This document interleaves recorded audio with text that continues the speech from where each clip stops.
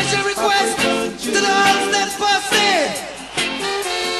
Special request to the Paddington posse. Special request to the Brixton posse. This is Princess Kaya from Reggae Britannia, and we are here at the Grenfell Carnival sitting beside the legend Brinsley Forde. How you doing? Doing good. It was a nice gig, a nice turnout. It has been absolutely amazing. We walked in here, there were other performers. As soon as you were on stage, everyone ran to the front of the stage and was like, ah, going crazy. How do you feel performing at such a, community-based kind of festival / carnival? Well, it's a nice feeling because it's a little bit different from a festival. I mean, I found that a lot of the residents came together and they did a lot of the organising.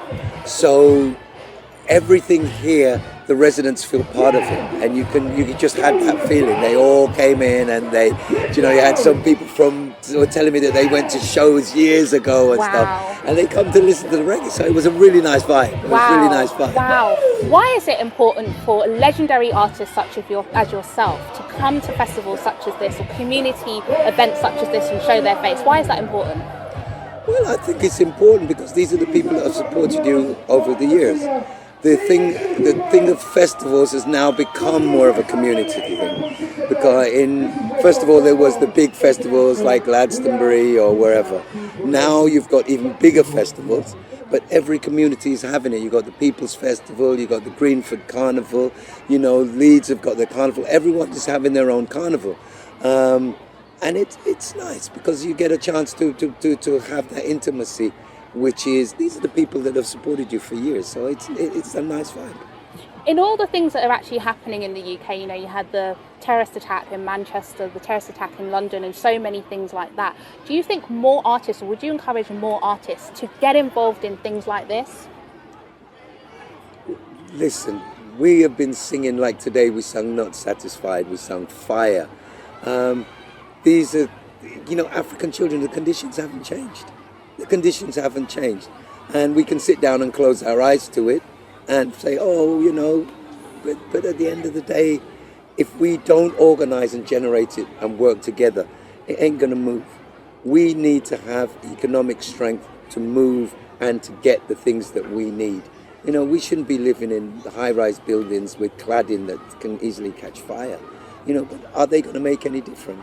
They're going to just, cover it up, push our people into somewhere else. So, we need to work together. And if this is how we can work together. It's funny you speak about that because obviously, back in the day, that was the area of which you moved in terms of Aswad. How do you feel, knowing that such a prominent area that's now obviously multicultural, but at the time had such a heavy Caribbean influence? How do you feel about that, the Grenfell Tower fire taking place? Well, I think really it's the remnants of that era that we remember from the 70s and 80s, because basically they had the film Notting Hill, and all of the residents there, when the developers came in, are now £1 million properties. So half of the problems of that building was that they were trying to give it a facelift instead of dealing with the problems that it had. How can you put a facelift and spend 10 million and then you're going to tell me that you don't put a sprinkler in a property? They wouldn't do that just up the road in Notting Hill. So a property there, they would never do it. So, it's once again, it's the people who have the less economic strength that are put in these situations. And what will happen, because they've actually tried it a few years ago for demolition. So this gives them the opportunity. Now they will give a very few a place they can't probably afford, but it will once again be said, we've done this. Nobody's been held accountable. We will have public inquiries, we will have whatever. The people who are responsible, there was a blogger who was blogging, he was told by the head of the council that he was sent a solicitor's letter saying this is a criminal act. Right now, what they did was a criminal act, and they should be, because if it was any of us that did anything, we would be held accountable. But what they've done, he's resigned and he's gone about his business. I'm sure he's going to get a nice handout, and nothing's going to be done about it. Does this remind you of situations that occurred back in the 70s and 80s in relation to many fires that took place or things that happened to poor people. Nothing changes. Nothing changes. Somebody has to resign and gets a handout, and 2-3 years later he'll go. Do you know what I mean? Even the judge they've called to do the public inquiry was a judge that it was said he had something to do with ethnic cleansing back in the day. I mean, why do they bring him in? If you know this and you care about that, why are you going to bring this man in who's already been accused for that? So nothing's changed. They're not going to change anything. It's just, they put a face on it, they change it, and we're back to the same thing. There's a lot of people who remember that area, being great musicians in that area, actually living there, grew up there. And even if they've moved out of the area, they still now feel a sense of, a heartstring. They feel that situation. It's one of those situations that many great people recorded in that area. I remember coming out of my house and seeing Bob Marley stand on the corner at the ABC Bakery. Wow. Right, because just around the corner from where I live, 47 West 11, you have Basin Street Studio. And Buggles, George Michael, you name it, have all recorded in Basin Street. I did make a contact and said, look, I think let's do African Children. But obviously, once again, that's ignored. And, you can't knock the fact that there's a charity record done. But it would be nice to see the people who are from the area doing something and people respecting it and saying, right, fair enough. Those people, I granted they've come together and done something. But what will happen? Each of their albums will sell 1 million copies because they're on that record.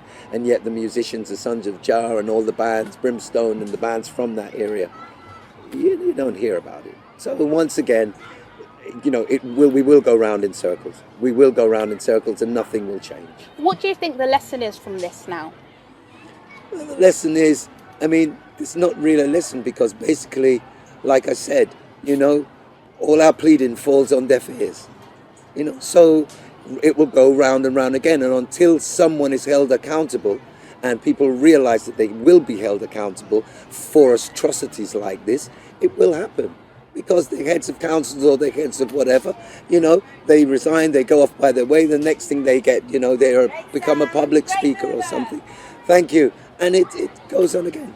So until someone's held accountable, it won't change. It'll just keep going on and on and on. And that's the life that we live, do you know? Absolutely. When it hits the fan, they go running and we're still in the shit.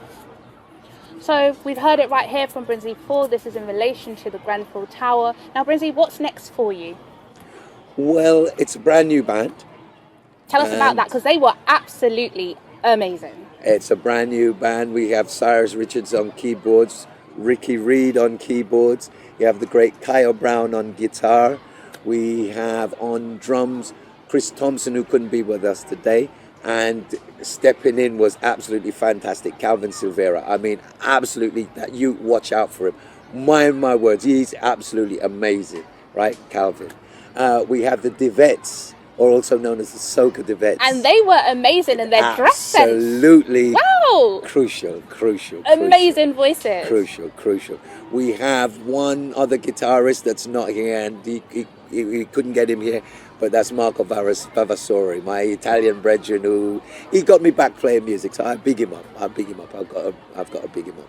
But that's the team, man. And out at the front today, Lewis on front of house. So amazing. Great team. And we know that you've been travelling around America and all different places. So tell us about the tours that you've just come off. Well, I've just come back from Argentina, and I've been working with Dubnati Sessions and from Lions of Israel, Sata.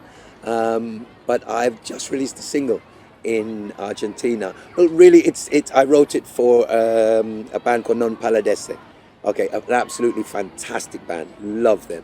So we wrote this song, Keep the Fire Burning. Was that in English? That's in English and Spanish. You can speak Spanish? Poquito. Wow. So that's in English and Spanish. And we have another release coming out there, which is going to be called, well, I'll keep that one close, but you'll get the first one. I'll make you hear it. Well, I'm very, very pleased to hear that. There was a single actually I heard released on the with Curtis Lynch, which was the African United States of Africa, which is a re-release because we released it quite a while ago. Amazing. It's actually blowing up on social media at the moment because I've been seeing it and we circled it around, so I want to congratulate you on that one because it's amazing. Thank you so much for coming in my area of West London, Grenfell. Princess Fire, you my know. area, that's why I'm here. And, you know, making everyone pleased. And I saw some children running around, dancing, getting involved. Thank you so much. And also West Side Radio as well. Yes. And all the organisers. Thank you so much for that. Bless. Give me a hug. Oh, Give thank thanks. you. Give thanks. You heard it right here. If you love watching interviews such as this, make sure you subscribe to our YouTube channel because you'll see plenty more. Take care. You heard it here, Reggae Britannia. In a concrete situation, African children